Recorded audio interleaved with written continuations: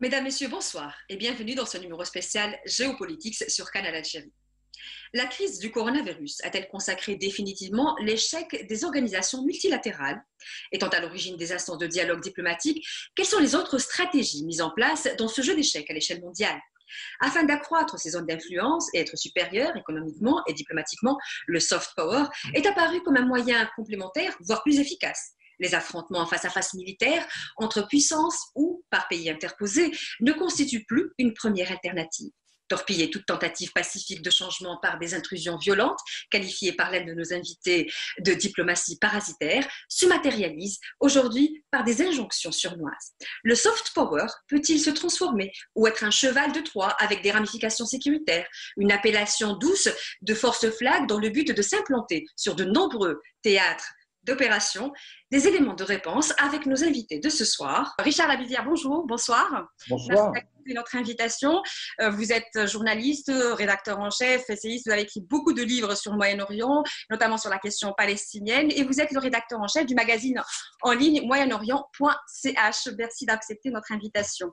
Nous avons avec nous également le plaisir de recevoir Michel Rimbaud. Vous êtes ancien ambassadeur à la retraite, diplomate, essayiste et conférencier. Merci également à vous d'être parmi nous. Nous avons également M. Ben Saada. Bonsoir, M. Ben Saada, qui vous êtes au Canada. Vous nous rejoignez. Merci de vous être levé si tôt pour participer à ce programme.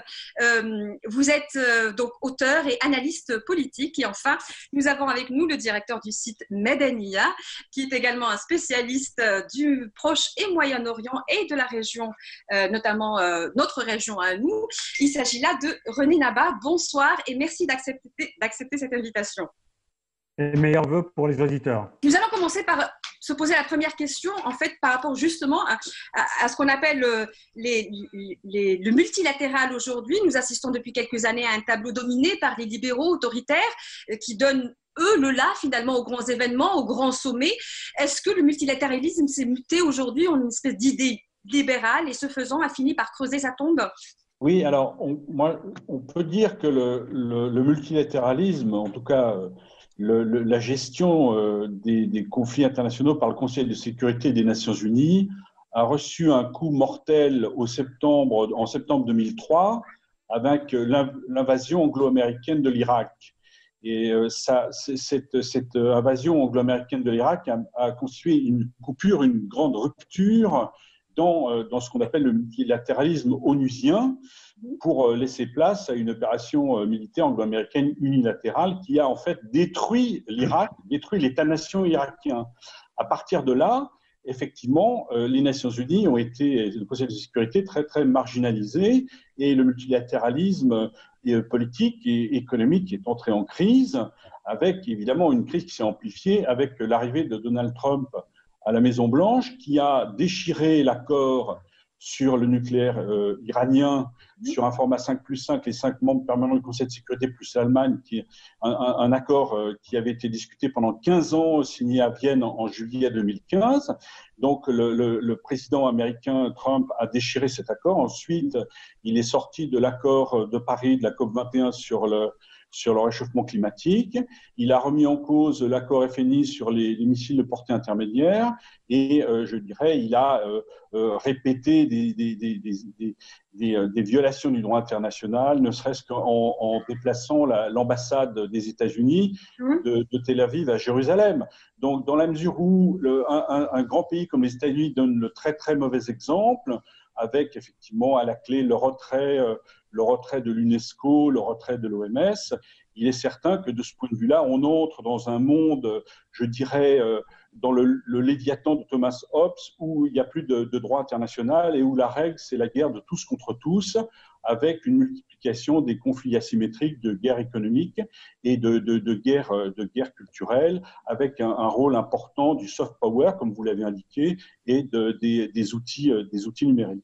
Michel Rimbaud, aujourd'hui, quels sont les outils qu'utilisent les grands de ce monde pour la reconfiguration de la machine, on va dire, qui régit les règles qui gèrent les pays? Écoutez, moi je note que finalement l'une des grandes évolutions du droit international depuis 1991, la chute de l'Union soviétique, c'est précisément qu'il y a une tentative, notamment par l'utilisation du soi-disant soft power, qui est pouvoir très très violent finalement, c'était de remplacer au fond les principes de la Charte des Nations Unies, les principes westphaliens, la souveraineté, la non-ingérence, l'obligation de négocier, etc., etc., de remplacer ces principes admis par tous par finalement des concepts qui n'étaient pas vraiment dans la Charte des Nations Unies, qui visaient finalement à la contourner. Notamment, il en est ainsi du droit d'ingérence qui a pris différentes tournures pour aboutir à la notion de responsabilité de protéger. Cette responsabilité de protéger, qui correspondait à une montée en puissance des ONG, disons au sein du système international, eh bien, a servi de prétexte souvent pour imposer des opérations militaires et des opérations de changement de régime. Et c'est sous ce couvert-là, finalement, qu'il y a une bonne partie des interventions militaires, notamment de l'Occident, des États-Unis et de ses alliés, et d'Israël, finalement, aidés par les forces islamistes, sur lesquelles on reviendra probablement. Disons, c'est à partir de ce principe-là qu'on a pu détruire des États entiers. Donc, en fait, de soft power, c'était un prétexte soft, mais des actions extrêmement hard, réellement. Et je pense que maintenant, on en est là. Et je pense que quand on emploie la fameuse crise du coronavirus, sur laquelle on va avoir probablement l'occasion de reparler, je pense que c'est une fausse version du nouveau soft power, le pouvoir sanitaire, finalement, à la place du pouvoir du droit humanitaire, finalement. La dictature sanitaire, finalement, et le pouvoir sanitaire n'est pas moins violent, disons, que son prédécesseur et parent était le droit humanitaire, finalement.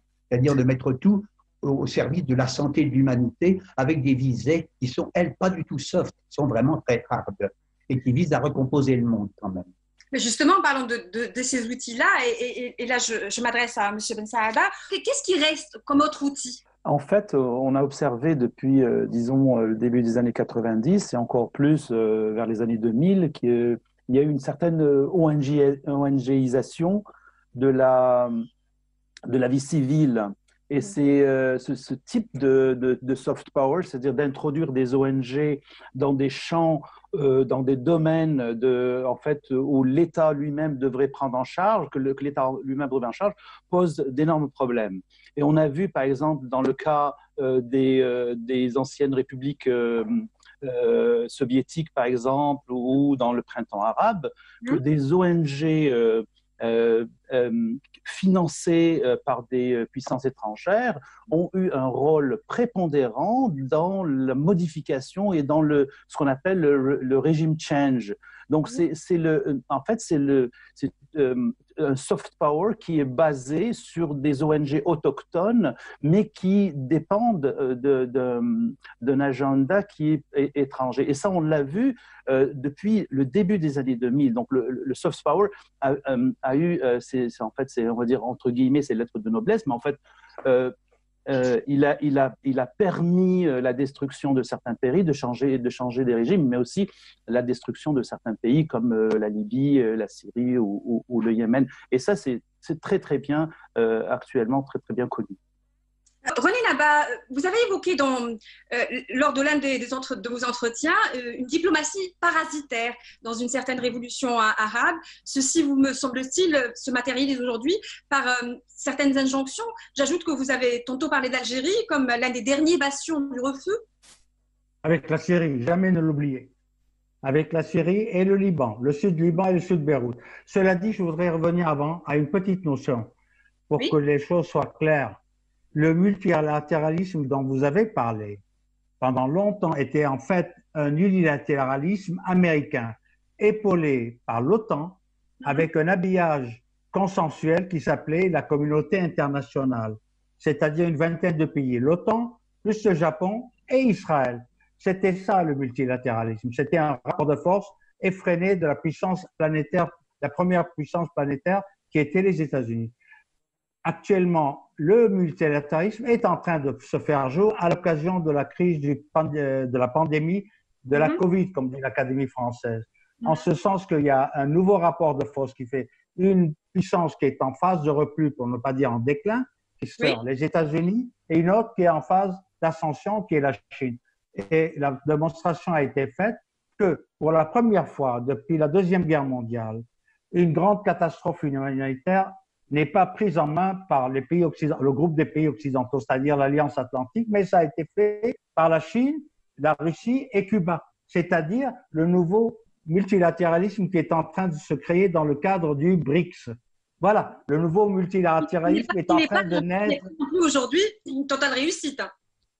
Le multilatéralisme est en train de naître avec le BRICS, avec l'affirmation de la Chine d'abord, qui a réussi à neutraliser son épidémie bien plus vite et bien plus efficacement que les États-Unis. Vous vous rendez compte, durant la Deuxième Guerre mondiale, les États-Unis produisaient 8 appareils militaires, appareils de combat par jour pour remplacer la flotte détruite, pour équiper les Alliés. 8 appareils, chasseurs bombardiers ou bombardiers, 8 appareils par jour.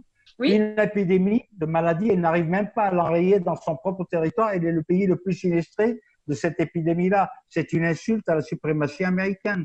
C'est avec des signes pareils qu'on voit que le déclin est amorcé et que le reflux est amorcé et qu'il y a une nouvelle configuration du monde qui se prépare.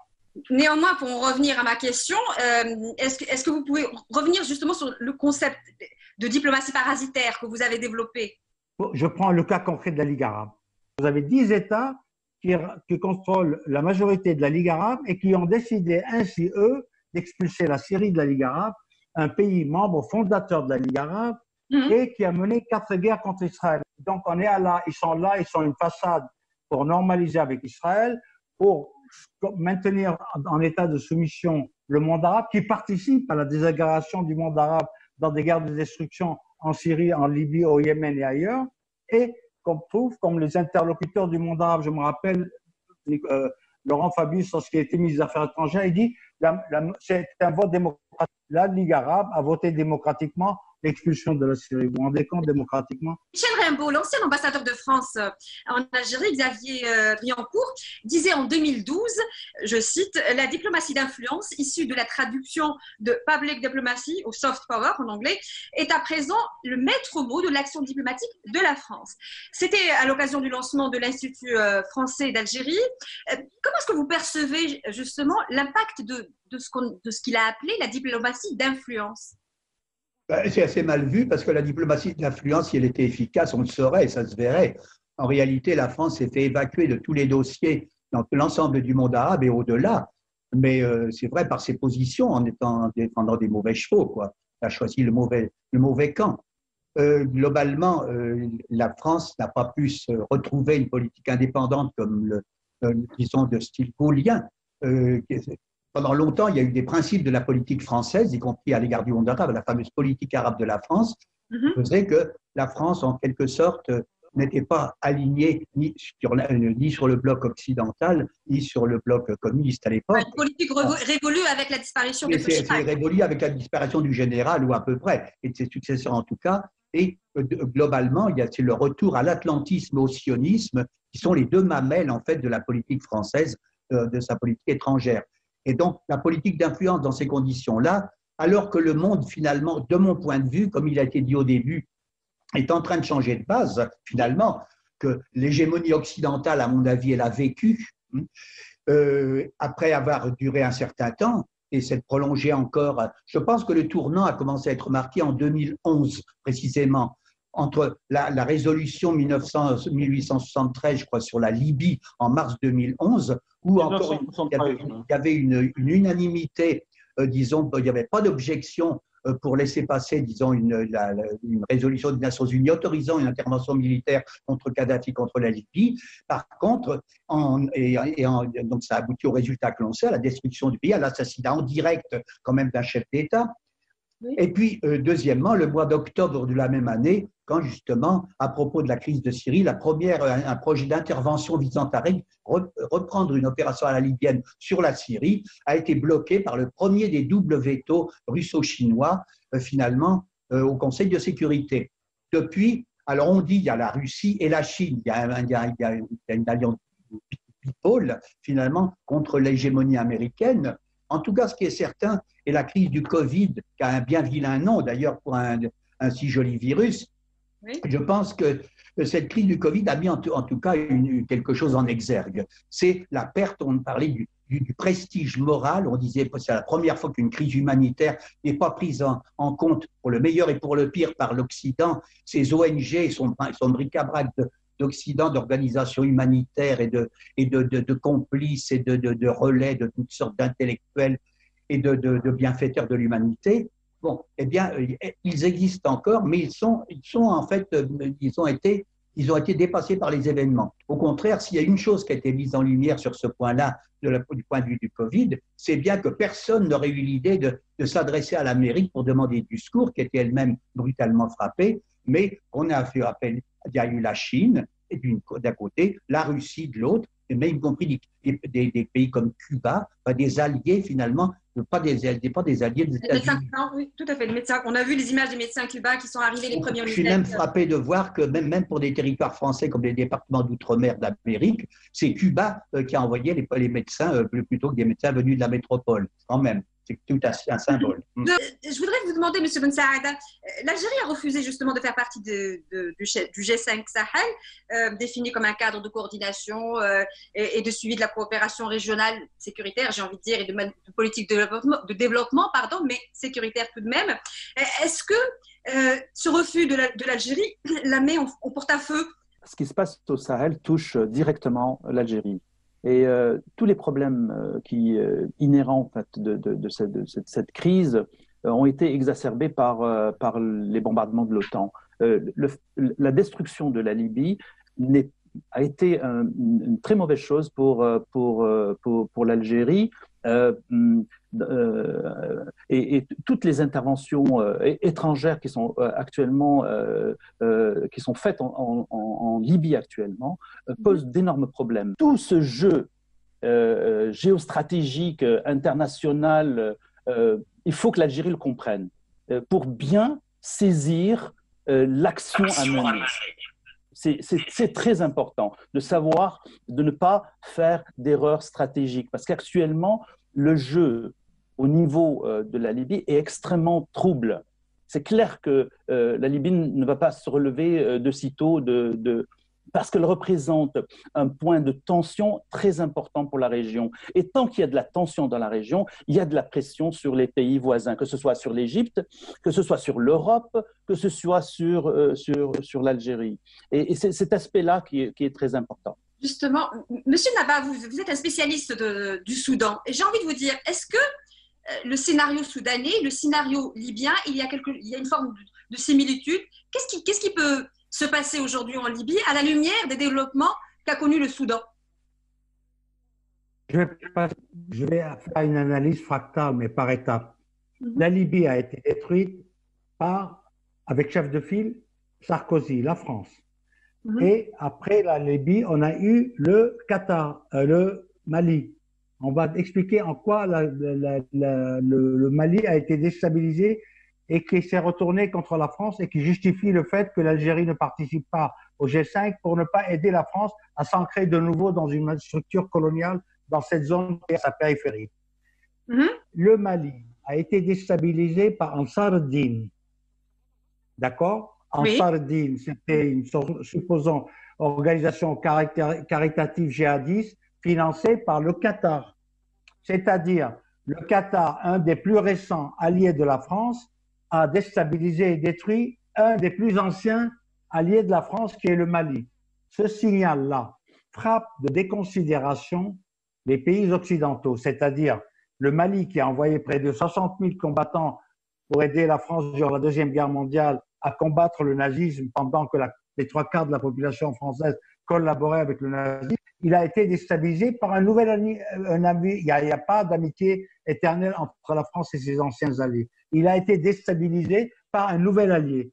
À partir de ce moment-là, l'Algérie, elle a 6 frontières communes avec des pays africains. Pourquoi voulez-vous qu'elle participe? Pour aider à stabiliser une zone qui a été longtemps sous la coupe du franc CFA et qui a assuré la pérennité de la présence internationale de la France. Lorsque l'ancien ministre des Affaires étrangères d'Algérie a été proposé pour être le médiateur de l'ONU à la place du Libanais Hassan Salam, mais visiblement très fragile, il y a eu un lobbying des Émirats arabes unis, de l'Arabie saoudite et de l'Égypte pour barrer la route à l'Algérie. Parce que après des mois de léthargie diplomatique correspondant à la phase terminale de la présidence Bouteflika, l'Algérie est en train de revenir après le congrès de Berlin, Jean-Yves Le Drian a été lui-même là-bas en Algérie. Pardon, monsieur, vous avez un pôle de stabilisation dans la région, alors que j'avais juste pris note de l'élection de M. Tebboune.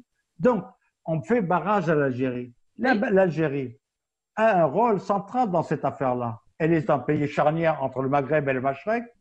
Elle contrôle les frontières de 6 pays. Si on la déstabilise, aussi bien les Français commencent grâce à des lectures pertinentes, ils commencent à comprendre si l'Algérie est à nouveau déstabilisée, c'est un flux migratoire considérable qui ira en France, autrement plus important que celui qui vient de Libye ou de Turquie. Lorsque l'Arabie Saoudite, en pleine déconfiture avec le Yémen, a invité le président Tebboune à aller en Arabie Saoudite, pour votre information, on lui a dit, s'il te plaît, va tenir le sommet arabe à ta place, avant le coronavirus. Oui. On va tenir le sommet arabe en Algérie parce que nous, on ne peut pas ici avec toutes les divergences. Vous êtes le seul pays qui n'avait pas de conflit avec les autres pays. Abdelmajid Tebboune a remis les pendules à l'heure. Il a dit, je tiendrai un sommet arabe à Alger le jour où la Syrie reviendra membre de plein droit. Voilà où nous en sommes. C'est pour ça qu'il n'y a pas de sommet arabe pour l'instant. Sachez-le, Algériens. Et on est revenu aux fondamentaux de la Ligue arabe, fondamentaux, parce qu'il a exigé aussi qu'il y ait une réforme des structures de la Ligue arabe, qu'il y ait une rotation des secrétariats du général de la Ligue arabe par rotation. Il n'y a pas ça soit tout le temps l'Égypte. On a bien compris votre idée. Mais poser une question à M. Richard Labeuvière, justement. Ce qui se passe sur les frontières algériennes en Libye, d'une part faisant de ce pays un entrepôt d'armes et au Sahel, et aussi avec la multiplication des sites de renseignement, avec toujours un œil sur l'Algérie, il faut le reconnaître, interpelle dans de telles conditions. Est-ce qu'on peut parler d'un encerclement avec des répercussions directes sur nous? Un encerclement, certainement. Mais si on élargit le contexte actuel, si vous voulez, post-pandémie, coronavirus, etc., on observe quoi aujourd'hui? On observe une intensité je dirais, de mise en cause, des autonomies, des souverainetés nationales dans le monde arabe. Je vais revenir à l'Algérie, mais évidemment, en Syrie, ça a commencé en mars 2011. Au Liban, actuellement, le Liban est aussi dans le collimateur.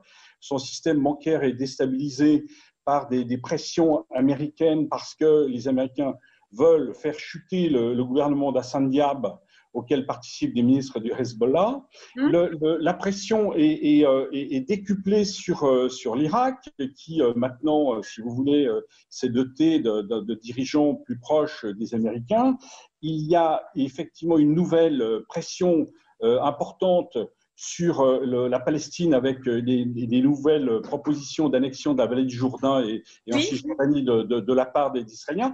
Et effectivement, l'Algérie également n'échappe pas à cette pression.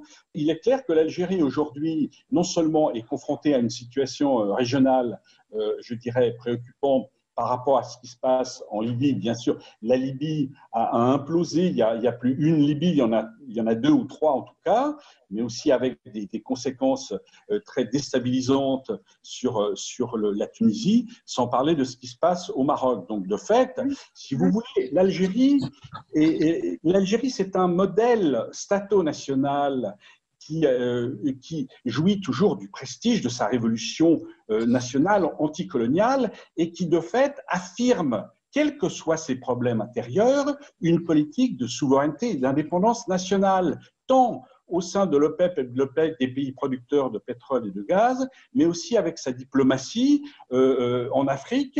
Elle sert de médiation dans différents conflits africains, toujours en affirmant une idée stato-nationale de l'indépendance et de la souveraineté nationale qui, aujourd'hui, est proprement inacceptable, inconcevable pour les décideurs américains, anglo-saxons et israéliens qui veulent absolument, si vous voulez, la casse d'États-nations dont l'Algérie est un modèle, qui reste un obstacle à cette mondialisation programmée et canalisée, accompagnée par les décideurs anglo-saxons avec leurs alliés des pays du Golfe et leurs alliés israéliens. Michel Rimbaud, en Afrique subsaharienne, l'armée française a installé ses bases où des centaines de soldats sont stationnés depuis plusieurs années maintenant. Cette présence militaire française, est-ce qu'elle n'a pas exaspéré le terrorisme qui continue à faire des victimes, de nombreuses victimes au Mali, au Burkina Faso? Et cette présence n'a pas fragilisé les pays subsahariens? Il y a eu une extension du champ de bataille du Grand Moyen-Orient, si on peut dire, qui s'est mis à englober non seulement une partie de l'Afrique du Nord, etc., et le Moyen-Orient, mais qui inclut maintenant, finalement, une bonne partie de l'Afrique du Sahel. C'est un seul champ de bataille. Il n'y a pas, comme on le disait au temps de la colonisation, une Afrique qui serait arabe et puis une Afrique subsaharienne. Toute cette frontière hypothétique et génétique du colonialisme a sauté. Et finalement, on voit maintenant que toutes les régions qui ont été enflammées, disons, par les groupes islamistes, et de plus belle après la crise libyenne, finalement, eh bien, que ça a enflammé toute la région du Sahel, comme la Mauritanie, le Mali, bien sûr, le Burkina Faso, le Tchad, le Niger, le Soudan, etc. Et qu'en quelque sorte, l'Algérie, effectivement, se trouve un peu encerclée par tous ces conflits, puisqu'elle était finalement l'armée nationale qui était capable de jouer un rôle sécuritaire important dans toute cette zone. Et finalement, c'est vrai que l'irruption de la France dans des anciennes chasses gardées, sous prétexte de combattre le terrorisme, etc., il y a eu quand même un paradoxe français que la France, à partir de 2012-2013, a déclaré qu'elle combattait le terrorisme au Mali, par exemple, alors qu'elle le soutenait objectivement, elle le soutenait dans d'autres pays, au Moyen-Orient et ailleurs. On se souvient des déclarations de Fabius concernant un groupe terroriste en Syrie, tout à fait. René n'a pas parlé des positions de l'Algérie. Je voudrais savoir, est-ce que, à la lumière de ces deux visions finalement du monde, quelle est la marge de la manœuvre de l'Algérie aujourd'hui, M. Bensada? En fait, les accords actuels, les accords très forts entre l'Algérie et la Chine, et la volonté de l'Algérie de faire justement partie de cette nouvelle route de la soie modernisée, à mon avis, c'est ça qui lui pose la plupart de ses problèmes. C'est-à-dire que sa réorientation vers l'Asie et une volonté vraiment de travailler avec les Asiatiques. On voit par exemple dans le cadre de la pandémie Covid, la Chine a beaucoup aidé l'Algérie. Il y a même des médecins chinois qui sont venus en Algérie. Il y a des projets de construction d'hôpitaux, etc. Il y a même du matériel qui a été acheté et aussi donné gracieusement par la Chine. Donc, il y a une solidarité en gros. Il y a une grosse solidarité qui n'existait pas avant. L'Algérie était beaucoup plus tournée vers l'Europe. La Chine a quand même été très solidaire avec l'Algérie pendant la guerre de libération nationale. Oui, c'est clair. Mais il y a quand même des... c'est clair, mais disons que de par la langue, de par la culture, etc., de par le siècle de colonisation, il y a des séquelles qui restent en fait de cela. Mais nous voyons très bien actuellement un réalignement de l'Algérie vers l'Asie, et donc cette réorientation géostratégique pose beaucoup de problèmes à l'Algérie parce qu'on voit que des marchés peuvent échapper, que l'influence européenne et en particulier française ou américaine peut échapper. Voilà. Et donc, on voit très bien, même quand il y avait l'ancien gouvernement de Bouteflika, par exemple, on sait maintenant qu'il y avait des relations assez intimes avec la France ou les États-Unis. On comprend très bien maintenant. Cette réorientation va non seulement, à mon avis, poser des problèmes, mais il faut savoir aussi comment l'Algérie va pouvoir dealer avec ses anciens partenaires, parce qu'il faut toujours garder, de par la proximité, de par la culture, de par la position géographique de l'Algérie, de pouvoir dealer avec ses anciens partenaires, tout en se réorientant, si elle le veut, parce que, en fait, dans les relations géopolitiques, il n'y a pas d'amitié, il n'y a que des intérêts. Et donc, il faut que l'Algérie sache où sont ses intérêts. Et dealer avec d'autres puissances, bien sûr, parce que comme l'Algérie ne peut pas être dépendante d'une seule vision géostratégique. Il faut qu'elle développe aussi ou maintienne certains liens, mais qu'elle maintienne ces liens avec le respect, le respect et une indépendance complète vis-à-vis de certains pays. Et il ne faut pas que certains pays lui dictent ses politiques, que ce soit des politiques de l'éducation, que de la culture, etc. Parce qu'il y a des ingérences au niveau de l'Algérie, même du point de vue culturel, au niveau de l'éducation, etc., etc. Donc, c'est cet aspect. Il faut que l'Algérie sache prendre son envol et choisir ses partenaires comme elle le veut. Comment justement l'Algérie peut-elle préserver ses intérêts tout en préservant ces principes, j'ai envie de dire, fondamentaux, puisque l'Algérie a toujours soutenu les pays pour leur droit à la liberté, pour leur droit à l'indépendance. Je cite évidemment la Palestine, qui est une cause nationale, j'ai presque envie de vous dire, viscérale, aussi bien chez la population algérienne de façon dans son ensemble que dans sa politique étrangère, également le cas du Sahara occidental. Alors, comment est-ce qu'un pays comme l'Algérie, qui continue à tenir à ces principes-là, peut-il résister à cette forme de soft power? Peut-il éviter ces pièges? Et notamment, est-ce qu'on ne peut pas dire que le soft power peut avoir des ramifications, se transformer en cheval de Troie avec des ramifications sécuritaires? Monsieur Richard Ladevière? Écoutez, je crois que l'Algérie, de toute façon, c'est un des 3 grands pays africains avec le Nigeria et l'Afrique du Sud. C'est un des 3 grands pays qui comptent en Afrique et sur le plan de cette géopolitique mondiale qui met en cause le traçage des routes de la soie chinoise. C'est le premier point.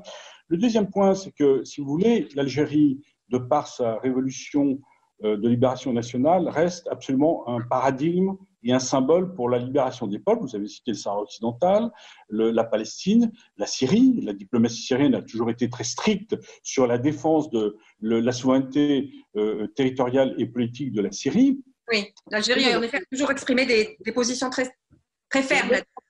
Et c'est pour ça qui gêne le monde aujourd'hui et quel est, si vous voulez, l'objet d'attaques par différentes ONG et d'autres révolutions de couleur qui ne disent pas leur nom, où on essaie de redémarrer des révolutions arabes tant au Liban qu'en Algérie, c'est parce que justement l'Algérie incarne toujours ce modèle absolument intangible qui n'est pas négociable sur un État de souveraineté nationale et d'indépendance nationale. Justement, dans ces conditions, Monsieur René Naba, dans de telles conditions et avec une inspiration légitime des peuples arabes de façon générale, parce que c'est vrai que depuis tout à l'heure, on parle un peu des États et des influences, mais la volonté et la soif de démocratie est réelle et justifiée. Mais dans de telles conditions, dans d'une telle complication de la reconfiguration mondiale, comment garantir la construction d'un État républicain bâti sur des principes de droit et se prémunir des ingérences, justement? Non, il y a un décalage entre le discours occidental et la réalité sur le terrain. On a la concession d'une Union européenne qui regroupe 27 pays, un marché de 500 millions de personnes. On a l'ALENA aux États-Unis.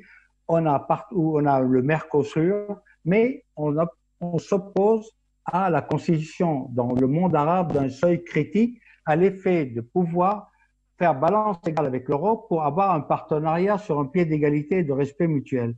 On est pour l'indépendance du Kurdistan, pour l'absorption de la Palestine, pour le démembrement du Soudan, les Occidentaux, mais on est contre l'indépendance de la Catalogne ou de la Corse. Donc, il y a un discours disjonctif occidental qui prône en fonction de leurs propres intérêts. Pourquoi vouloir l'indépendance du Kurdistan lorsqu'en même temps, nous, on est d'accord pour l'indépendance du Kurdistan. Les Kurdistans, ils n'ont qu'à devenir indépendants quand ils veulent, mais à condition préalable que la Catalogne soit indépendante, la Corse aussi, les Basques et la Bretagne. Sinon, il n'y a pas. Il n'y a pas 2 poids, 2 mesures. Au-delà de l'angélisme des uns et des autres, le soft power ne résiste pas à des faits objectifs. Le soft power ne résiste pas à des faits objectif. C'est-à-dire? Et je ne prêche pas par angélisme. Je vais vous expliquer gentiment. La Chine, la Russie n'ont aucun passif colonial avec les anciens peuples colonisés. Ni Oui. code noir, ni code de l'indigénat, ni traite négrière, ni sétif. Vous pouvez faire tout ce que vous voulez. La mémoire vive des peuples ne pardonne jamais. La politique étrangère algérienne, comme la politique étrangère syrienne, Alexandrette, ne l'oublions pas, et l'Algérie, sera déterminée par quels que soient les intérêts mutuels conjoncturels d'un président en cours de réélection, en voie de réélection, elle sera fondamentalement et basiquement déterminée en fonction de la dimension historique de la mémoire des peuples en lutte pour leur indépendance. C'est le cas de l'Algérie, ça a été le cas de la Syrie, c'est le cas du Liban, c'est le cas du Yémen. L'Algérie, sa vocation actuellement, ce n'est pas de complaire à des déambuleurs de la pensée française, pour ne pas les citer les idéocrates qui nous inondent nos écrans.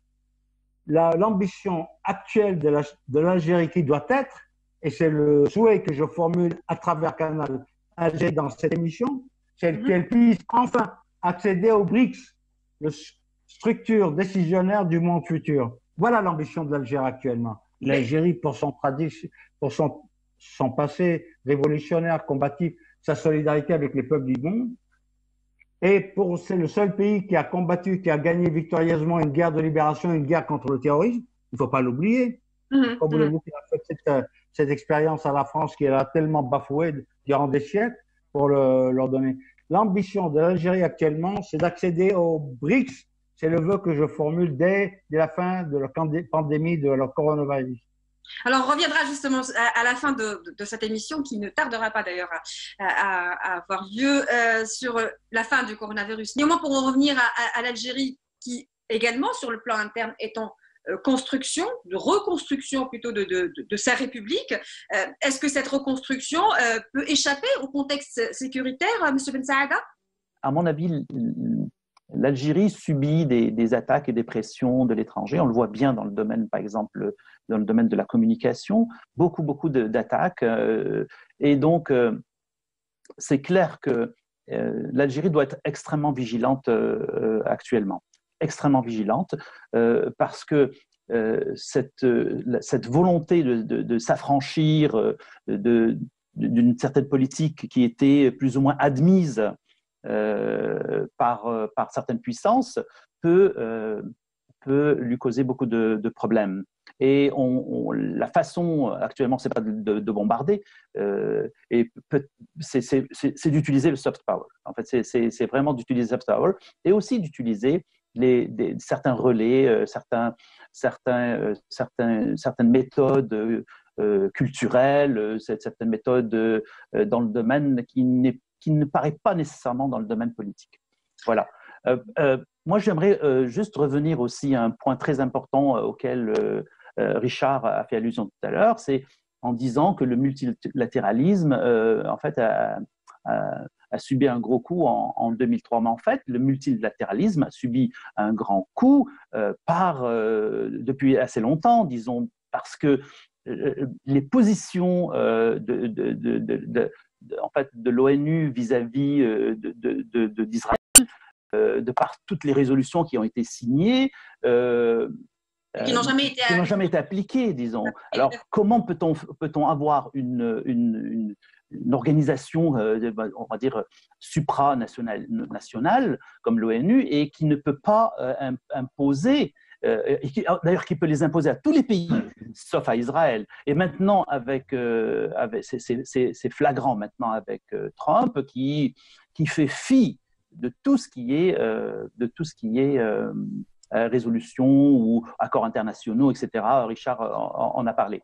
Mais si on revient à ce point précis, cela veut dire quoi? Cela veut dire que tout pays qui bombe le torse contre Israël peut se voir menacé. Et c'est ça le grand problème que risque justement l'Algérie d'avoir dans le futur, c'est-à-dire sa position actuelle au sein de cette espèce de ligue qu'on appelle la Ligue arabe, qui est en majorité pour la normalisation avec Israël. Et Et c'est absolument ahurissant ce qu'on peut lire actuellement de la part des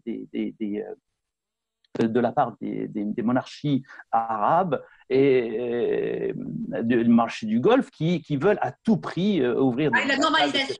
en fait. Alors, le fait que l'Algérie ne soit pas dans ce mouvement-là de normalisation, ainsi que la Syrie ou le Liban, et même la Tunisie, qui, avec son nouveau président, a bien marqué son opposition à toute normalisation avec Israël.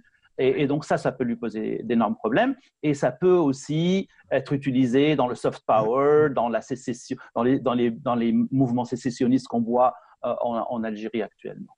Nous arrivons presque à la fin de cette émission. D'ailleurs, nous avons un peu débordé. Et donc, je vous remercie d'être un peu plus bref pour les conclusions. Les plus grandes de ce monde, puisque c'est comme ça qu'on les nomme, donc les chefs d'État de grande puissance, ont tous annoncé il y a à peu près un mois et demi, début de la prise de conscience de la gravité de la crise du corona, que après le Covid-19, la face du monde va changer. Alors, comment est-ce que vous l'imaginez ? Écoutez, c'est pas effectivement cette pandémie la fin du monde, c'est certainement la fin d'un monde. Il y a un avant, un après, avec deux évolutions certainement très préoccupantes. La première, c'est la traçabilité numérique de tout un chacun des citoyens, et pas seulement en Chine, aux États-Unis, dans toute société. Le téléphone portable, le numérique, les ordinateurs font que maintenant, chaque individu est tracé en permanence dans sa vie quotidienne et quoi qu'il fasse. Ça, c'est la première évolution très, très préoccupante. Et de ce point de vue-là, la pandémie a accentué le contrôle social et la réduction de nos libertés civiles et politiques. La deuxième évolution qui paraît très préoccupante, bien évidemment, c'est la régression sociale, du droit social, des libertés, des facilités de démanteler le droit social et de licencier plus facilement les gens, d'interdire les grèves, des manifestations, etc. Donc tout cela est assez préoccupant. Sur le plan, transposé sur le plan international, trois remarques rapides pour reprendre ce qui vient d'être dit. Moi, je crois pas que ce soit du tout la fin des Nations Unies. On connaît, les Nations Unies ne sont pas un gouvernement mondial. Simplement, ces agences techniques, je pense à l'OMS et autres, etc., permettent des couvertures sanitaires de beaucoup de pays, etc.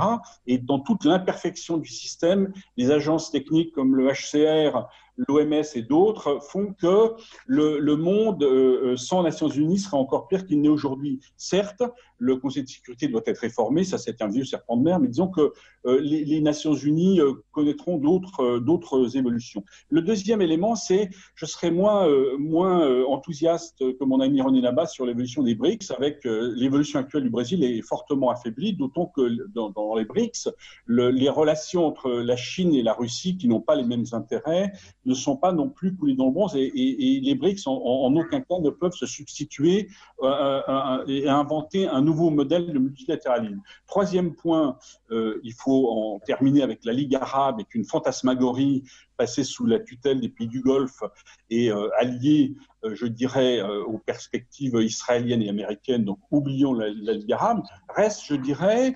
l'espoir, et pour l'Algérie c'est très important, de l'Union africaine, qui reste une organisation régionale importante, effectivement, au sein de laquelle l'Algérie peut continuer à peser et apporter toujours ce modèle, j'y insiste, de paradigme d'indépendance et de souveraineté nationale. Donc, pour voir la géopolitique et le monde d'après, il est clair qu'aujourd'hui, avec un droit international qui a volé en éclats, où M.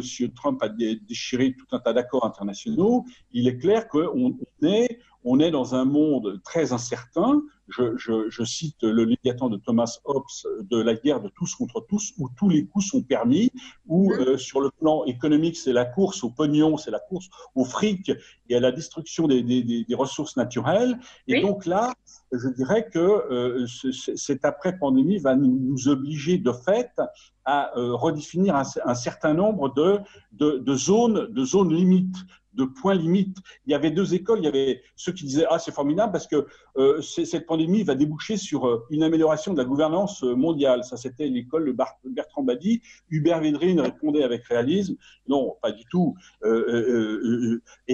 Misons sur le fait que nos dirigeants soient responsables et à tout le moins, nous pourrons réinstaurer un minimum de règles sur des dossiers vitaux pour une coopération internationale à minima.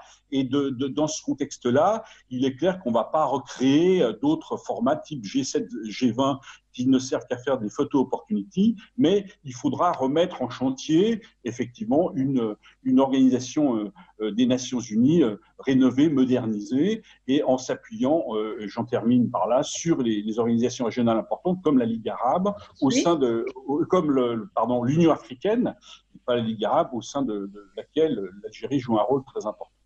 Alors justement, puisque vous en parlez,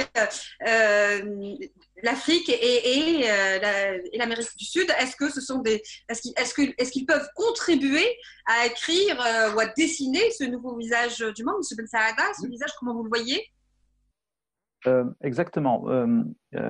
Juste pour abonder dans le sens de mon ami Richard, l'Algérie devrait plus se tourner vers l'Afrique et vers les pays d'Amérique du Sud pour, en fait, peut-être reconfigurer quelque chose qui ressemblerait au non-aligné, disons, une autre voie que celle qui est actuellement en vigueur.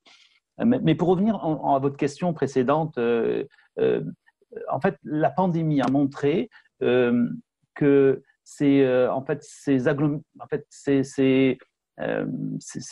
regroupements de pays comme l'Union européenne, comme la Ligue arabe, ne servent à rien quand il y a des pandémies. Et c'est ça qu'on n'a pas vu en fait de la collaboration entre pays européens. Nous n'avons pas vu aussi de la coopération entre pays arabes aussi, ou musulmans ou autres. En fait, c'est un échec de tout ce qu'on a vu auparavant dans ce qui est le fondamental de l'être humain, c'est-à-dire sa santé, sa vie. Donc c'est quelque chose d'extrêmement important. On parle de vie et de mort. Puis on n'a personne pour nous aider, sinon nos moyens propres pour se débrouiller. C'est ça. Et en plus, ça a démontré aussi un unilatéralisme sauvage. Les gens se battaient dans les tarmacs d'aéroports pour prendre des masques, etc. Donc, cet aspect-là qui était, en fait, on avait idéalisé un peu l'Occident avec ses structures, etc. On se rend compte que ces structures-là sont extrêmement désuètes actuellement.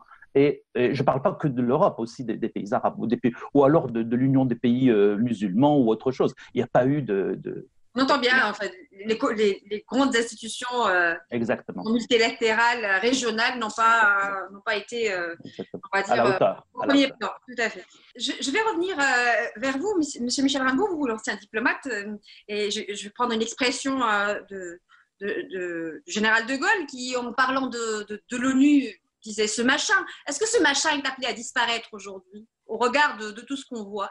Est-ce qu'il est fini? Oui, je pense. Hein. Il est disparu de facto, puisque tout le monde, personne n'attend plus rien du machin, justement. Sinon, des vilains trucs, je veux dire. Mais je pense que le problème, c'est qu'il n'y a plus de droit international. C'est ça qu'il faut rebâtir.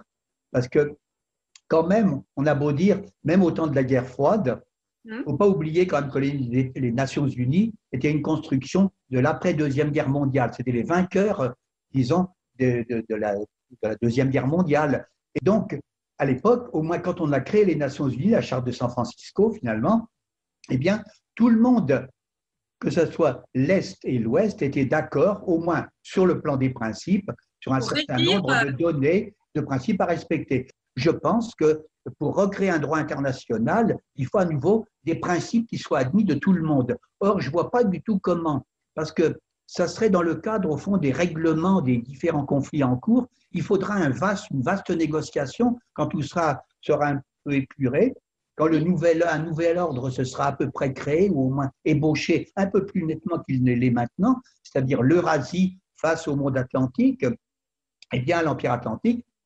Et à ce moment-là, je pense qu'il faudra essayer de recréer, quand même de nouvelles bases pour une communauté internationale qui soit performante. Un nouveau Conseil de sécurité. Je vais finir avec vous, Monsieur René Nabat. Donc, demain, ce sera comment? Post-Covid-19, d'après vous? Le nouveau monde commencera indépendamment de la faillite des pétromonarchies le jour où le Conseil de sécurité ne sera pas constitué de 3 membres de l'OTAN sur les 5 membres permanents.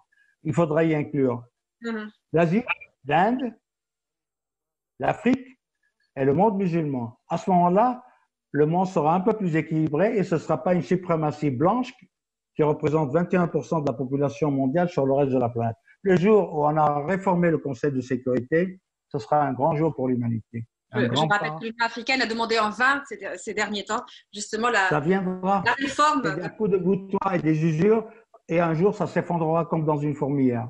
Nous vous avons entendu, Monsieur Nabat. Je vous remercie infiniment à vous, ainsi qu'à tous nos invités d'avoir participé à cette émission ce soir. Merci d'avoir pris le temps dans ces conditions un peu particulières. Merci à vous de nous avoir prêté attention. Je vous souhaite une très agréable soirée sur Canal Algérie.